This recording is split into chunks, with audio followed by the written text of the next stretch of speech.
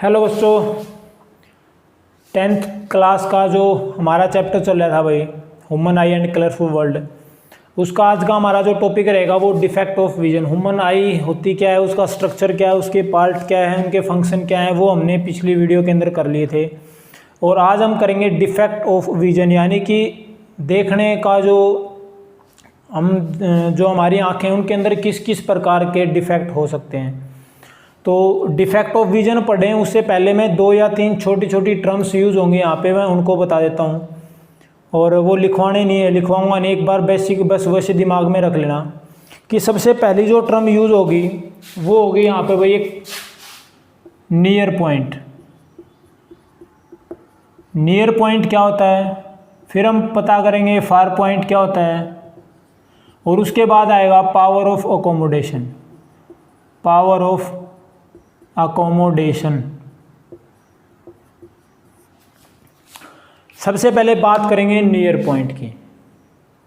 Near point क्या होता है, वो नज़दीक से नज़दीक पॉइंट जहाँ पे रखी कोई भी वस्तु मुझे क्या किसी को भी बिना किसी तनाव के देखी जा सके।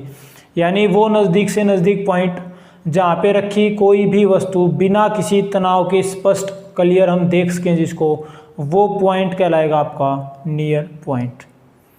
यानी the nearest point from which any object can be seen clearly. नज़दीक से नज़दीक रखी कोई भी वस्तु अगर हम आसानी से देख सकते हैं तो वो कहलाएगा आपका नियर पॉइंट। और अगर हम ह्यूमन आई की बात करें तो जो नियर पॉइंट होता है वो आपका 25 सेंटीमीटर होता है भाई।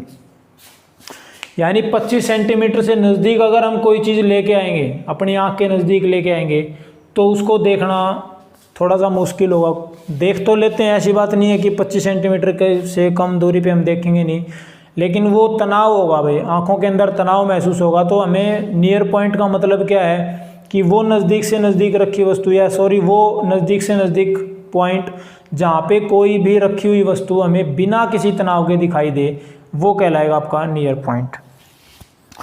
और ह्यूमन आई के लिए नियर पॉइंट कितना होगा भाई, 25 सेंटीमीटर। बात करें फार पॉइंट की तो बस नाम का ही फ़र्क है। नियर में नज़दीक वाला पॉइंट था जहाँ पे रखी कोई वस्तु आसानी से दिखाई दे दे। फार पॉइंट वो दूर से दूर पॉइंट जहाँ पे रखी कोई भी चीज़ हमें आसानी से दिखाई दे दे, वो कहलाएगी आपकी भाई फार पॉइंट। यानी the farthest point from which any object can be seen clearly without any problem. तो वो दूर से दूर स्थित पॉइंट जहाँ पे रखी कोई भी वस्तु बिना किसी तनाव के आसानी से देखी जा सके, वो कहलाएगा आपका फार पॉइंट। और अगर मैं ह्यूमन आई की बात करूँ तो फार पॉइंट जो होता है आपका वो इनफाइनाइट होता है भाई। नियर पॉइंट होगा वो 25 सेंटीमीटर और फार पॉइंट होगा वो इनफाइनाइट। उसके बाद आता है पावर ऑफ अकोमोडेशन। एग्जाम के पॉइंट ऑफ व्यू से 1 नंबर में पूछा जा सकता है power of accommodation. Power of accommodation होता क्या है भाई, कि कभी कभार होता क्या है कि मान लीजिए कोई चीज़ है, वो मैं थोड़ी सी दूर, मेरे से 5 मीटर की दूरी पे है, मुझे वो तब भी आसानी से दिखाई दे रही है। अगर मैं उसको 20 मीटर दूर ले गया तो भी वो मुझे आसानी से दिखाई दे रही है। मैं 30 मीटर दूर ले गया तो भी वो मुझे आसानी से दिखाई दे रही है। दिखाई क्यों दे रही है, दिखाई देने का मतलब क्या है यहाँ पे, कि जब भी किसी भी ऑब्जेक्ट की इमेज आपके रेटिना पे बनेगी तब वो चीज़ आपको क्लियर दिखाई देगी। अगर इमेज रेटिना से पीछे बन रही है, रेटिना से पहले बन रही है, तो आपको दिखाई नहीं देगी।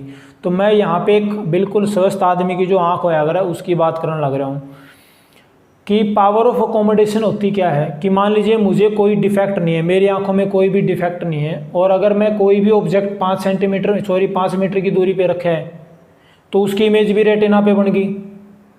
अगर मैं उसको 20 मीटर पीछे लेके गया तो भी वो मुझे आसानी से दिखाई दे रही है। आसानी से दिखाई दे रही, इसका मतलब इस केस में भी क्या होगा, उसकी जो इमेज है वो कहाँ बन रही है, रेटिना पे। अब मैं उसको 50 मीटर दूर लेके गया, तो जब मैं उसको 50 मीटर दूर लेके जाऊंगा तो क्या अब भी वो इमेज रेटिना पे बनेगी, मुझे तो अच्छे से दिखाई दे रही है। अगर वो मुझे अच्छे से क्लियरली दिखाई दे रही है, इसका मतलब उसकी इमेज अब भी कहाँ बन रही है, रेटिना के ऊपर। तो पावर ऑफ अकोमोडेशन क्या है कि ऑब्जेक्ट में नज़दीक लेके आ रहा हूँ तो भी इमेज मेरी रेटिना के ऊपर बन रही है, थोड़ा सा मैं दूर लेके जा रहा हूँ ऑब्जेक्ट को तो भी रेटिना पे इमेज बन रही है। तो इसका कारण क्या है, ये है आपका पावर ऑफ अकोमोडेशन, कि हमारा जो आई लेंस है, कॉन्वेक्स लेंस जो है, उसकी अपनी खुद की एक टेंडेंसी है, खुद की एक एबिलिटी है कि ऑब्जेक्ट की डिस्टेंस के हिसाब से अपनी फोकल लेंथ को एडजस्ट कर लेगा वो। तो the power of human eye, the ability of human eye to adjust its focal length, अपने आँख का जो लेंस है उसकी ये स्पेशल एबिलिटी है, वो इतना एबल है कि ऑब्जेक्ट की लोकेशन के हिसाब से, ऑब्जेक्ट की पोजीशन के हिसाब से अपनी जो फोकल लेंथ है उसको वो एडजस्ट कर लेता है। और यही पावर, यही इसकी एबिलिटी कहलाती है पावर ऑफ अकोमोडेशन।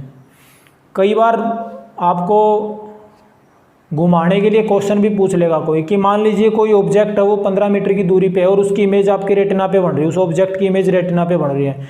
अगर मैं उसको 70 मीटर पीछे लेके गया, आपके ये बात क्लियरली होगी तो आपको बताएगा कि आपकी आंखें बिल्कुल ठीक हैं, कोई डिफेक्ट ऑफ विजन नहीं है आँख के अंदर। अगर 15 सेंटीमीटर पे जो वो ऑब्जेक्ट था तो उसकी इमेज रेटिना पे बनी, अब मैं उसको 70 मीटर दूर पीछे लेके जा रहा हूँ, 70 मीटर पीछे लेके जा रहा हूँ, तो इमेज पे क्या फ़र्क पड़ेगा, मतलब इमेज रेटिना पे बनेगी, पहले बनेगी या बाद में बनेगी। तो हम बिना सोचे ही बोल देते हैं कि अगर रेटिना के इमेज को पीछे लेके जा रहे हैं तो वो रेटिना से पहले बनेगी क्योंकि दूरी बढ़ रही है। ऐसा नहीं होता। दूरी के हिसाब से लेंस क्या करेगा, जो हमारी आंख का लेंस है वो अपनी फोकल लेंथ को एडजस्ट कर लेगा। और इस केस में भी जब वो 15 मीटर पे थी तब भी उसकी इमेज थी वो रेटिना पे बना रहा था वो, और जब वो 70 मीटर पे चली गई तब भी इमेज आपकी रेटिना पे ही बनेगी। तो पावर ऑफ अकोमोडेशन है क्या कि the ability of eye lens to adjust its own focal length according to the position of object. Object की पोजीशन के हिसाब से अपनी फोकल लेंथ को एडजस्ट करने की जो हमारी आंख के लेंस की एबिलिटी है वही कहलाती है आपकी पावर ऑफ अकोमोडेशन, जिसको हिंदी में समंजन अक्षमता बोलते हैं भाई, समंजन अक्षमता। ये निकट पॉइंट होगा, निकट बिंदु, ये दूर बिंदु, और ये होगा समंजन अक्षमता। अब हम बात करेंगे डिफेक्ट ऑफ विजन की। डिफेक्ट ऑफ विजन होता क्या है भाई? डिफेक्ट ऑफ विजन का मतलब होता है कि कभी कभार किसी भी कारणवश, कभी कभार होता है कि हमें नज़दीक की वस्तुएं दिखाई नहीं देती, कभी कभार हमें दूर की वस्तुएं दिखाई नहीं देती, और जैसे जैसे उम्र बढ़ती है वैसे वैसे ना तो हमें नज़दीक की दिखाई देती अच्छे से, ना हमें दूर की दिखाई देती, सारी चीज़ें यूँ धुंधली धुंधली दिखाई देती हैं। तो ये जो घटनाएं घट रही है हमारे आँख के साथ, ये किसके कारण है? ये इसको बोलते हैं डिफेक्ट ऑफ विजन, कि देखने में कोई ना कोई दिक्कत हो रही है, परेशानी हो रही है, वो कहलाएगा डिफेक्ट ऑफ विजन। और डिफेक्ट ऑफ विजन में सबसे पहला जो अपना डिफेक्ट रहेगा वो रहेगा मायोपिया। मायोपिया, मेरोपिया नहीं, मायोपिया। मायोपिया हिंदी में बोलते हैं निकट दृष्टि दोष। नाम से ही डेफिनेशन बन जाएगी, कोई चिंता वाली बात नहीं है। निकट दृष्टि दोष यानी मायोपिया यानी कि नियर साइटेड।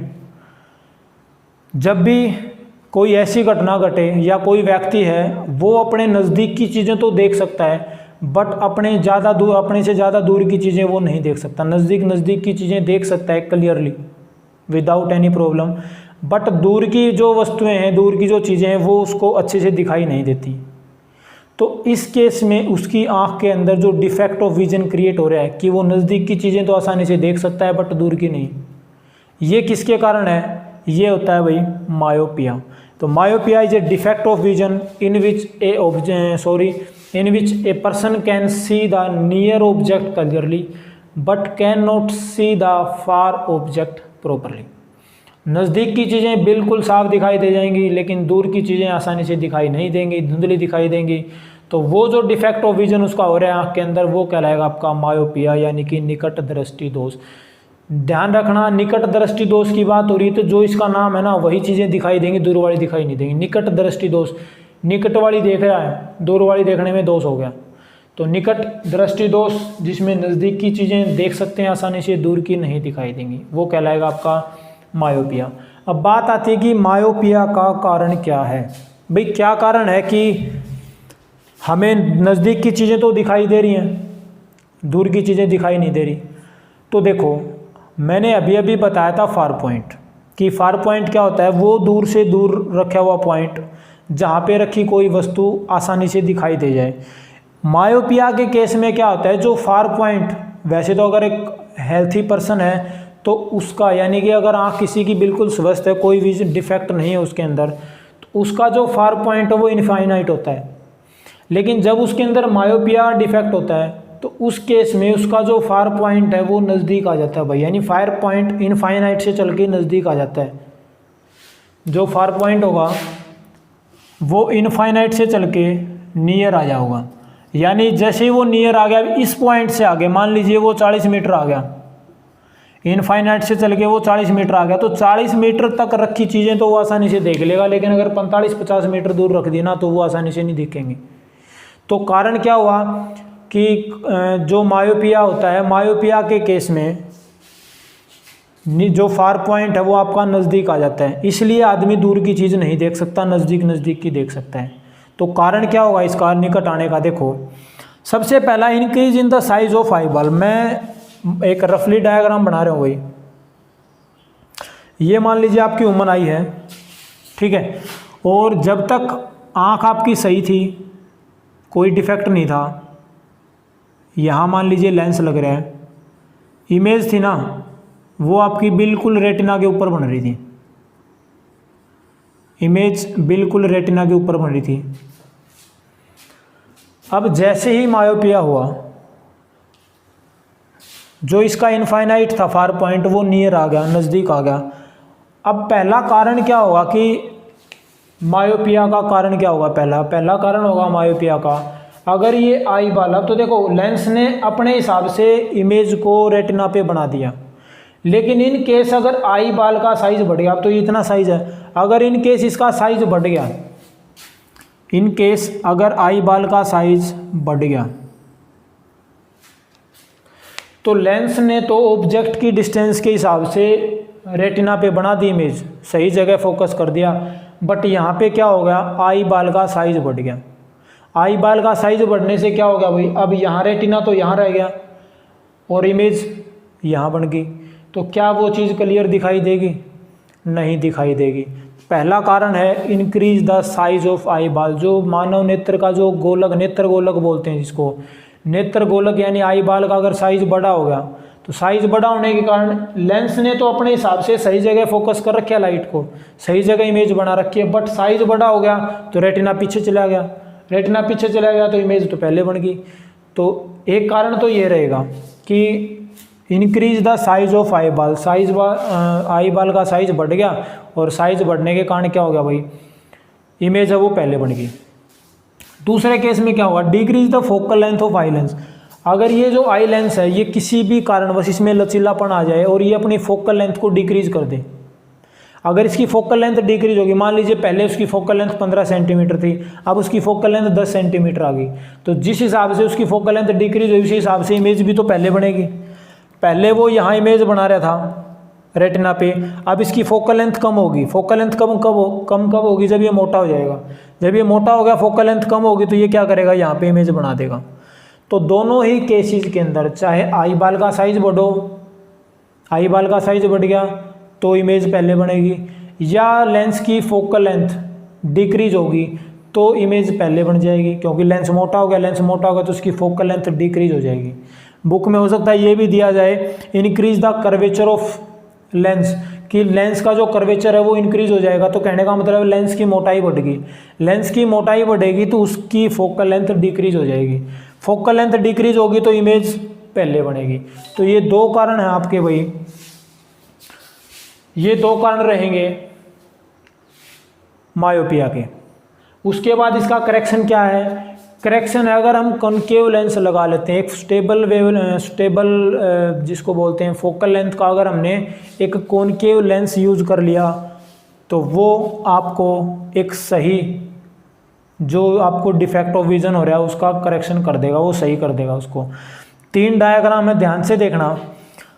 पहले केस में जो फार पॉइंट है, मैंने बताया था फार पॉइंट है वो नज़दीक आ जाता है भाई, जो फार पॉइंट है वो नियर आ जाता है, पहली बात मायोपिया के केस में। तो फार पॉइंट इनफाइनाइट था वो एक नियर आ गया, नज़दीक आ गया, एक निश्चित लेवल पे आ गया, निश्चित डिस्टेंस पे आ गया, इससे आगे का अब दिखाई नहीं देगा। तो पहला केस में जो डायग्राम होगा, फार पॉइंट यहाँ पे आ गया नज़दीक, तो इस कारण से नज़दीक की चीज़ें दिखाई देंगी, रेटिना पे बन रही इमेज तो यहाँ तक की चीज़ें दिखाई देंगी, इससे आगे की दिखाई नहीं देंगी।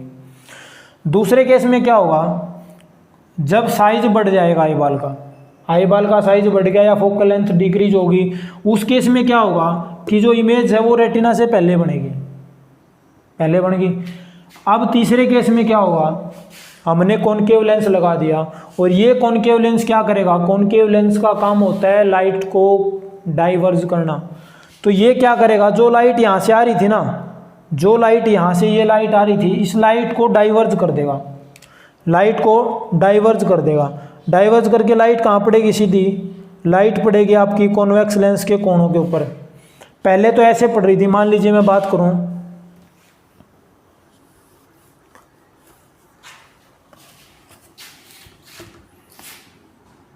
ये आपका लेंस हो गया, यहाँ इमेज यहाँ पढ़ के यूँ जा रही थी, यहाँ बन रही थी इमेज।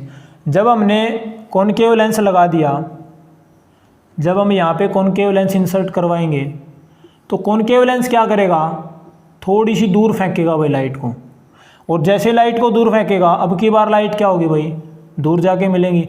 तो इस केस में जो इमेज बनेगी वो कहाँ बनेगी, रेटिना पे। पहला डायग्राम इस चीज़ को शो कर रहा है कि जो फार पॉइंट है वो फाइनाइट पॉइंट पे, फाइनाइट पोजीशन पे आ गया, नियर आ गया। दूसरा जो डिफेक्टेड आई होगी मायोपिया के अंदर, उसके अंदर इमेज रेटिना से पहले बनेगी, इसलिए वो दूर की चीज़ें नहीं देख सकता।